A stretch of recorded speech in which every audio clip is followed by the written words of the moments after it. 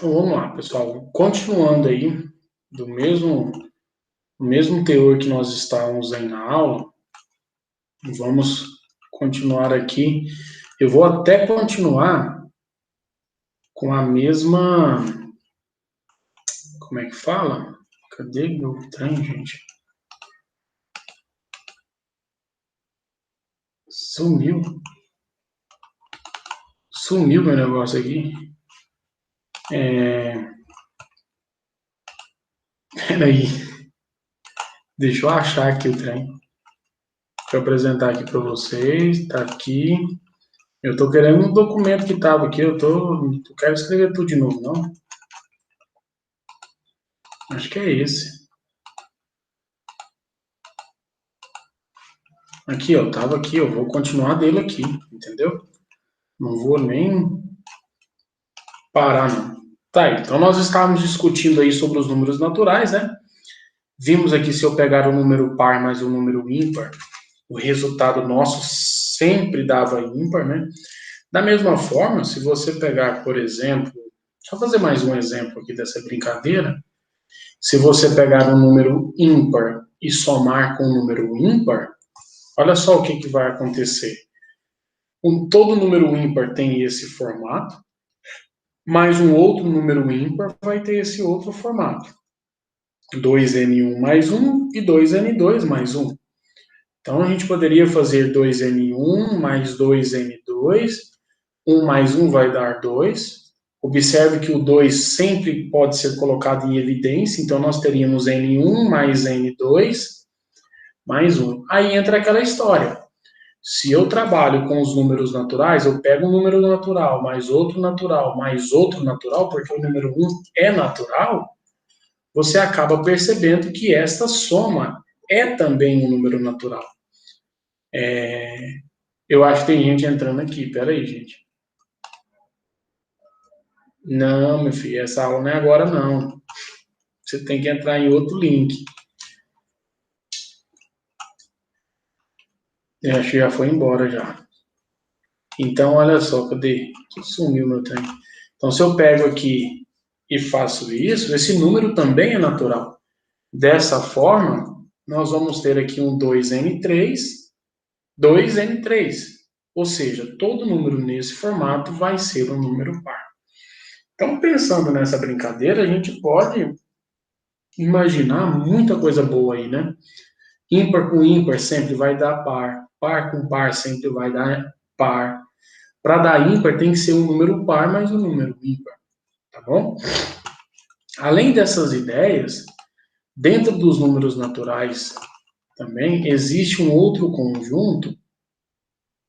Por exemplo, você pode escrever aqui agora, se você quiser, o conjunto dos números múltiplos de 5. Vamos escrever aqui, quer ver? Vamos escrever aqui mais alguns exemplos dos naturais, né? Então, quem seria o conjunto dos números múltiplos de 5?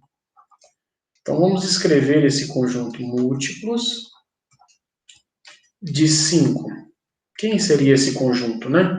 Então, é bem simples, eu vou chamar ele de M5. Então, ele seria o 0, o 5, o 10, o 15, o 20, o 25 e assim por diante. Então, você acaba de perceber que para construir os múltiplos de 5, basta nós escrevermos algo do tipo assim, 5n, tal que o n é um número natural. Quando o n é 0, fica 5 vezes 0. Quando o n é 2, 5, em 1, 5 vezes 1, dá o 5. Quando o n é 2, 5 vezes 2, 10 e assim por diante. Da mesma maneira que você escreve os múltiplos de 5, então você pode escrever aqui, por exemplo, os múltiplos de 2, os múltiplos de 3, os múltiplos de 4 e assim por diante. Quem seriam os múltiplos de 2? Seria 2n. Quem seriam os múltiplos de 3? Seria 3n. Quem seriam os múltiplos de 4? Seria 4n, e assim por diante para o resto da sua vida. Então você consegue descobrir os múltiplos de qualquer número. Basta você escrever assim. Além dos múltiplos, você também pode escrever um conjunto dos divisores. Divisores, vamos botar essa aqui, divisores de 10. Essa é uma pergunta. Quem seriam os divisores de 10? O que significa isso, divisores de 10, né? Vou chamar ele de D, esse conjunto, divisores de 10. Os divisores de 10 é um conjunto de números que quando você divide por 10, ou você pega o número 10, divide por ele, o resultado é exato, é uma divisão exata. Por exemplo, o número 1, você pode perceber que é um divisor de 10, porque 10 dividido por 1 é 10. O número 2 também é um divisor de 10, porque 10 dividido por 2 é 5. O número 5 é um divisor de 10, porque 10 dividido por 5 é 2. E por fim, o número 10, que também será um divisor de 10, porque 10 dividido por 10 é 1, certo? Se você pensar quem seriam os divisores de, sei lá, vou fazer o mais difícil. Divisores de 36. Quem seriam os divisores de 36? Você pode pensar como sendo, primeiro, número 1, porque 36 dividido por 1 é 36. O 2 dá para dividir. O 3, o 4, o 5 não dá. O 6 dá. 7 não dá, 8 não dá, 9 dá, porque 36 dividido por 9 é 4. O 10 não dá, o 11 não dá, o 12 dá, o 13 não, 14, 15, 16, 17, 18 dá, porque 36 dividido por 18 é 2. E por fim o 36. Olha aí que legal. A gente começa a perceber algumas coisas. O número 1 é sempre divisor de qualquer número. Ele mesmo é um divisor por exemplo, dado um número, eu sempre tenho certeza de 2 divisores. 1 e ele mesmo, certo? Tanto é que esses números especiais, quando a gente tem um conjunto que a gente chama de... Daqui a pouco eu escrever o conjunto dos números primos, tá? Daqui a pouco eu escrevo o conjunto dos números primos. Mas aí gera uma dúvida, né? Como é que você poderia pensar melhor nesses divisores aqui? Que começou a ficar difícil, né? Existe uma maneira boa de você pensar nesses divisores. Vou colocar assim para vocês. Primeira coisa que você vai fazer, você vai fatorar. O que significa fatorar um número? Significa escrever esse número em função de fatores primos, do produto de fatores primos. Então a gente vai começar a fatorar com os números primos. Aliás, eu vou ter que explicar então o que é os números primos antes, né? Deixa eu só escrever aqui o conjunto dos números primos para vocês. O que são os números primos? São números que possuem apenas 2 divisores. E quem são eles? Quem são esses divisores? O número 1 e ele mesmo. Então, os números que possuem apenas 2 divisores são chamados de primos. Quem é esse conjunto? Ele começa com o número 2, o número 3, o número 5, o número 7, 8, 9, 10, 11, 13, 14, 15, 16, 17 e vai embora. Então, os números primos são números que possuem apenas 2 divisores, 1 e ele mesmo. Então, o que você vai fazer agora? Vou fatorar esse cara em função de fatores primos. 36 dividido por 2 vai dar 18. Deixa eu colocar mais espaçado. Dá 18. 18 dá por 2 de novo. 18 dividido por 2 vai dar 9. 9 não dá mais para dividir por 2, então nós vamos dividir por 3. Que vai dar 3. 3 dá por 3 e aqui sobra 1. Ou seja, o número 36 ele pode ser escrito como sendo 2 ao quadrado vezes 3 ao quadrado. E aí, para descobrir quais são os seus divisores, vocês vão fazer um negócio assim comigo. Ensinar um método aqui para vocês. Quais são os divisores desse número? Você vai fazer assim. Olha que legal. Você vai dizer, o número 1 sempre é divisor de qualquer número. Então, ele está aqui. Os outros divisores, eles serão obtidos a partir do produto desses números. Então, você vai fazer assim, 2 vezes 1, 2. 2 vezes 1, 2. Já tem ele aqui. 2 vezes 2, 4. Aí vem para o outro. 3 vezes 1, 3. 3 vezes 2, 6. 3 vezes 4, 12. Aí vem de novo para esse. 3 vezes 1, 3. Já está aqui. 3 vezes 2, 6. 3 vezes 4, 12. 3 vezes 3, 9. 3 vezes 6, 18. E 3 vezes 12, 36. Então aqui eu listei todos os números que são divisores do número 36. Às vezes o cara só quer saber a quantidade. Aí você faz assim. Quem é o 36? É 2 ao quadrado vezes 3 ao quadrado. Tá aqui. 2 vezes 2 vezes 3 vezes 3. Você faz assim. Você vai observar esses expoentes. Para saber apenas a quantidade, você faz assim. 2 mais 1 vezes 2 mais 1. A cada elemento aqui você soma uma unidade. 2 mais 1 vai dar 3, vezes 3, que daria 9. Aí você conta. 1, 2, 3, 4, 5, 6, 7, 8, 9. Então você tem 9 divisores. Por exemplo, professor, faz o do 10. Como é que fica o 10? O 10, vamos fatorar o 10. Dá por 2. 10 dividido por 2 é 5. 5 só dá por 5, dá 1. Então traça aqui do lado, fica 1. 2 vezes 1 é 2. 5 vezes 1 é 5. E 5 vezes 2 é 10. Então eu tenho 1, 2, 3, 4 divisores, que são esses caras. Professor, como é que eu faço para fazer aquele outro esquema?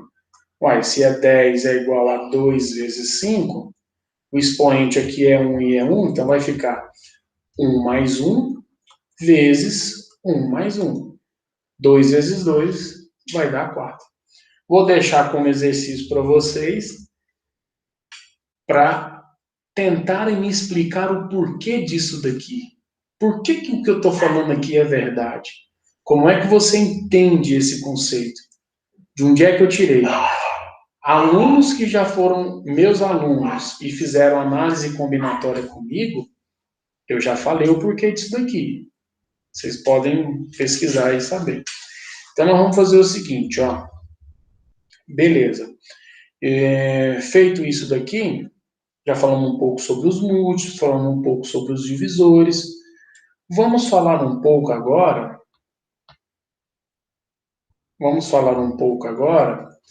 sobre o que a gente pensa pelos números. Aliás, eu não vou falar um pouco agora, eu vou fazer assim. Quer ver? Eu já vou começar a pegar os sem vergonhas. Os caras que começam a malandrar comigo.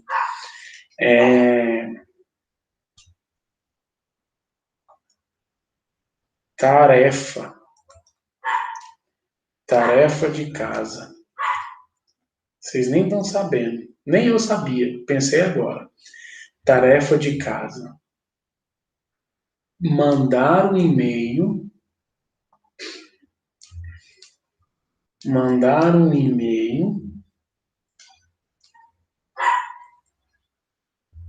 com as explicações Ah, mas eu quero e-mails, eu não quero e-mail simples, vocês malandram comigo, senão você só faz Ctrl+C, Ctrl+V. Você vai mandar um e-mail com um arquivo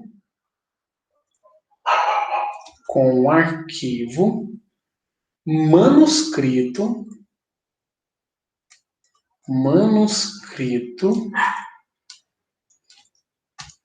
no formato PDF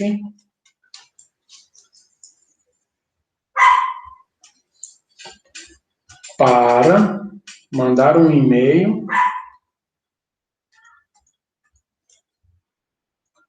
explicando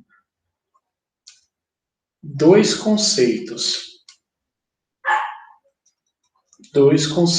Quais são eles? Mínimo, múltiplo, comum e máximo divisor comum. Mínimo, múltiplo comum e máximo divisor comum. Como é que você pode transformar esse arquivo em PDF? Basta você tirar uma foto, tá? Você pode usar o aplicativo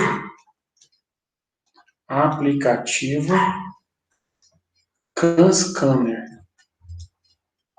Com ele você consegue, ele costuma ser um CS verdinho, tá? Com ele você consegue. Para quando que eu quero isso? Hoje é dia 27, a próxima aula nossa na terça-feira da semana que vem. Então você pode mandar esse e-mail até terça-feira da próxima aula, tá? Antes da aula. Qual é meu e-mail?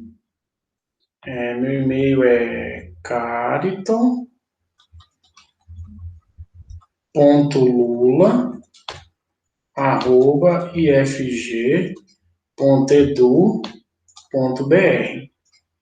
Eu quero que você manda para o meu e-mail, que eu não vou botar lá no Moodle, não, porque depois o sem vergonha não assiste a aula e não vai. Tá, deixa aí, me explica isso, mínimo múltiplo comum e máximo divisor comum. Então, para finalizar nada, né? Começar o que eu falei que eu ia falar, né? Vamos falar sobre outro tipo de conjunto, que é chamado do conjunto dos números inteiros, tá? Geralmente o conjunto dos números inteiros, ele é formado assim, por essa sigla, Z, de Zinter. Tudo bem, quem é o conjunto dos números inteiros? Quando se trabalha com os números naturais, para montar a ideia do conjunto dos números inteiros, eu vou pensar numa coisa assim. Suponha que aqui seja um número 0 e aqui seja um número A. Eu vou pensar numa ideia que se chama oposto do elemento A. Oposto do elemento A. O que significa o oposto do elemento A? Para se pensar no oposto, eu quero que você imagine o seguinte, que é um elemento que está à mesma distância do zero, só que no sentido oposto. 1, 2, 3, 4. 1, 2, 3, 4. Então, o oposto do elemento A, eu vou indicar como sendo menos A. Então, eu estou indicando o oposto de um elemento, A, como sendo menos A. Qual é a definição de oposto? A definição de oposto é pensar no seguinte: um elemento estará à mesma distância de A, só que no sentido contrário, certo? Então, essa é a ideia do oposto de um elemento. Então, para que isso serve? Porque quando você pensa nos números naturais, quando você pensar nos números naturais, que quem são os números naturais para nós? Nós começamos aqui no 0, eu tenho 1, tenho 2, tenho 3, tenho 4, tenho 5 e assim por diante. Quando eu penso nos números inteiros, eu vou pensar em todos os números naturais com os seus opostos. Então, quem seriam os seus opostos? O oposto de 1 vai ser o menos 1. Ele está à mesma distância de 0, só que no outro sentido. O oposto de 2 vai ser o menos 2. O oposto de 3 vai ser o menos 3. O oposto de 4, o menos 4. O oposto de 5, menos 5 e assim por diante. Então, o conjunto dos números inteiros, ele será composto por todos os números naturais e os seus opostos. Então, menos 5, menos 4, menos 3, menos 2, menos 1, 0, 1, 2, 3, 4, 5 e assim por diante. Só com isso, você já consegue perceber um esquema aqui. O que é isso, gente? Tem um voou em mim aqui, rapaz. Então, olha só. Só com isso você consegue perceber o que é o conjunto dos números inteiros. E é fácil perceber também, de cara você já consegue perceber que o conjunto dos números naturais está contido no conjunto dos números inteiros. Ele faz parte do conjunto dos números inteiros. E aí, com essa observação, você pode fazer o quê, por exemplo? Você pode construir algo assim, ó. Se o conjunto dos números naturais ele está contido no conjunto dos números inteiros, eu posso muito bem pensar neles assim, como os naturais lá dentro e os inteiros aqui fora. Então, todo número que é natural é também inteiro, mas nem todo inteiro será um número natural, tá? E aí vem aquelas mesmas observações. Quando você pensa no número inteiro, você pode muito bem fazer o seguinte. Por exemplo, se eu pensar nesse cara assim, né? Quem seria esse conjunto aqui? Z, o Z com uma estrela. O que seria isso? Seria todo mundo menos o zero. Então seria menos 5, menos 4, menos 3, menos 2, menos 1, parte logo para o 1, 2, 3 e assim por diante. Se você pensar nessa configuração assim, Z+, o que significa Z+, para mim? Z+, seria apenas esses elementos. E assim por diante. Ou seja, eu estou pegando apenas a parte positiva. Ah, aqui eu até esqueci de falar, mas quando a gente fala o oposto do elemento A, aqui eu começo a pensar nos números negativos, tá? Nem esqueci até de falar isso. Nos números negativos, tá bom? Então, Z+ seria 0, 1, 2, 3. Geralmente a gente chama esse cara aqui de inteiros não negativos. Se você pensar nessa configuração Z+ com uma estrela, seria 1, 2, 3, 4 e assim por diante. Esses caras são chamados de inteiros positivos, tá ok? A mesma coisa vale para o Z-. Se você pensar assim, Z-, quem seria Z-? Seria menos 5, menos 4, menos 3, menos 2, menos 1, e o 0. Então, nesse caso, a gente chama isso de inteiros não positivos. Tá? E se você pensar, por fim, nesse cara aqui, ó, z menos 20 estrela, eles vão ser os inteiros negativos. Não deu para escrever, mas tá bom. Ou seja, é o menos 5, menos 4, até o menos 1. Inteiros negativos. Só que aqui dentro do inteiro, diferentemente lá dos números naturais, aqui nós temos adição, subtração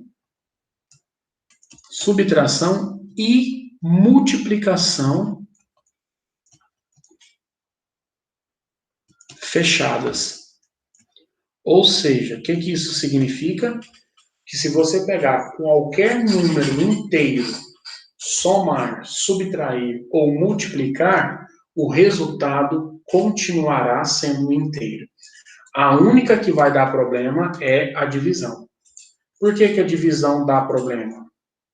Porque se você fizer 4 dividido por 2, o resultado é 2, ou seja, pertence aos inteiros. Mas se você fizer 2 dividido por 4, ou também 1 sobre 2, isso daqui não pertence aos inteiros.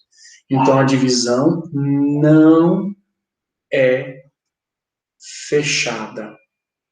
Tá ok? A divisão ela não é fechada dentro do conjunto dos números inteiros.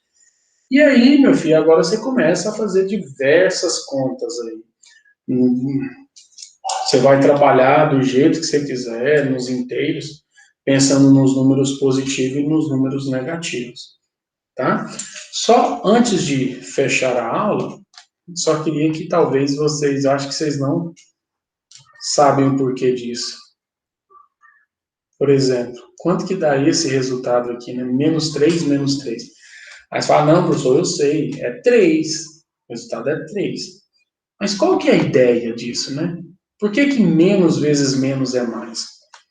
É uma coisa tão simples de se explicar, mas assim, às vezes a gente não sabe. Mas olha só por que menos vezes menos é mais. Porque na realidade, o que nós estamos falando aqui, se eu pensar no 0 e aqui o 3 e aqui o menos 3, o que significa menos 3? Na realidade, a leitura disso que deve ser feita é o oposto do oposto de 3. Oposto do oposto de 3. É essa a pergunta que está sendo feita. Se você pensar no oposto de 3, ele vem para menos 3. Então, o oposto de 3 cai aqui no menos 3, que a gente chama de um número negativo. E se eu pensar no oposto do oposto, ou seja, se eu pensar no oposto desse número agora, é um número que está à mesma distância do zero, só que no sentido contrário. Então, ele volta para o 3 positivo. Então, a ideia do menos vezes menos dar mais, simplesmente é isso. É você pensar que você tem números que você está trabalhando com o oposto do oposto, correto? Então, por isso que vira mais. Agora, aqui nós vamos começar a cair naquelas continhas normais, e é claro que muita gente vai errar essas contas bobas, lá do, como diz o outro, vamos falar assim, lá do 5º ano de vocês, eu acho do 6º ano, vocês vão confundir toda hora, mas vai ter aquela história do jogo do sinal, as contas que nós vamos fazer, quando os sinais são positivos ou negativos, tudo isso vocês vão errar, mas é normal. Por exemplo, quando você tem aqui coisas desse tipo aqui, sei lá, 6 mais 8, isso aqui dá 14, né? Todo mundo. Agora, se você tem menos 6 com menos 8. O que seria menos 6 com menos 8? Isso daqui vai dar menos 14, é aquela ideia. Sinais iguais, quando você tem sinais iguais aqui, conserva o sinal e soma. Se você tem menos 6 mais 8, conserva o sinal do maior e subtrai, né? Então aqui está dando 2. Se você tiver 6 menos 8, conserva o sinal do maior e subtrai, isso dá menos 2. Quando você tiver 6 vezes 8, você tem um número positivo, vezes o número positivo, isso dá 48. Se você tiver menos 6 vezes 8, um número negativo vezes um número positivo vai dar menos 48. 8, aqui se fosse 6 vezes o menos 8, o número positivo vezes o número negativo vai dar menos 48. Se você tiver menos 6 vezes menos 8, você tem um número negativo vezes um número negativo, vai dar um positivo, que vai dar 48. É aquela ideia do menos vezes menos é mais vezes menos é menos. Aí você pode até falar, professor, mas qual é a ideia disso aqui? Menos 6 vezes menos 8. A ideia é exatamente essa. O que você está fazendo? Você está trabalhando com o oposto de 6 vezes o oposto de 8. Tá? Então é isso que você está fazendo, o oposto de 6 vezes o oposto de 8. Você pode pensar nisso como sendo menos 1 vezes 6 vezes menos 1, que é aquela ideia do sinal para a gente trabalhar, vezes 8. A ordem dos fatores não altera o produto. Então a gente diz que dentro do conjunto dos números inteiros, você pode comutar, você pode trocar de lugar os fatores. Então, ficaria menos 1 vezes menos 1 vezes 6 vezes 8. Opa, 6 vezes 8 eu dou conta de fazer, que é 48. Aí eu tenho aqui, o que significa multiplicar por menos 1? É trabalhar com o oposto. Então, isso daria menos 1 vezes o oposto de 48. Então, é menos 48. Agora, o oposto do oposto vira 48. Por isso que dá 48 positivo. Tá ok? Então, aqui vai aparecer esses elementos importantes para nós. Inclusive, vão aparecer alguns elementos aqui agora, que a gente até costuma chamar de o elemento neutro da multiplicação, o elemento neutro da adição. Então, a gente tem aqui, né, dentro dos números naturais, como também os números inteiros, nós temos o elemento neutro. Quem é o elemento neutro? Tanto nos inteiros quanto nos naturais. Quem é o elemento neutro? O zero. O que isso significa?